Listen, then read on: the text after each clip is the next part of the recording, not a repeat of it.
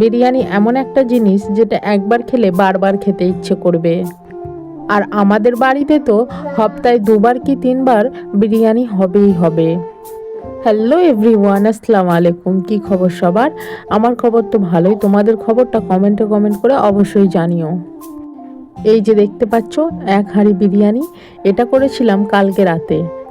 3-4 দিন ধরে বড়মশাই খুব করে বলছিল যে বিরিয়ানি করবে।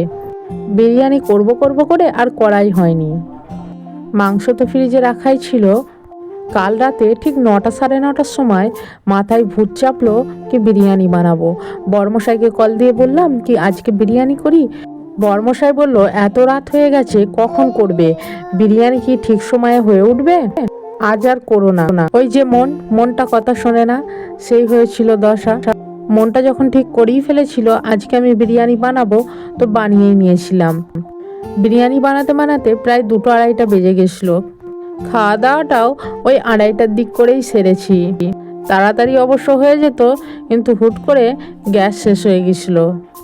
দমে বসাতে গেলে তো টাইম লাগেই। সব কিছু ঠিক হয়ে গেছিলো, বিরিয়ানি সাজিয়ে পুরো রেডি করে রেখেছিলাম। ঠিক সেই টাইমটাতেই গ্যাস ফুরিয়ে গিয়েছিল।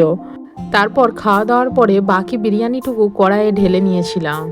ধীরে সুস্থে বিরিয়ানিটা করলে ভালো হতো। অল্প টাইমের মধ্যে তাড়াহুড়ো করে একা হাতে বানিয়েছিলাম। তো যাই হোক, পুরো ভিডিওটা কেমন হয়েছে কমেন্ট করে জানিও। এখনের মতো টাটা, দেখা হচ্ছে পরের কোনো মিনি ব্লগে।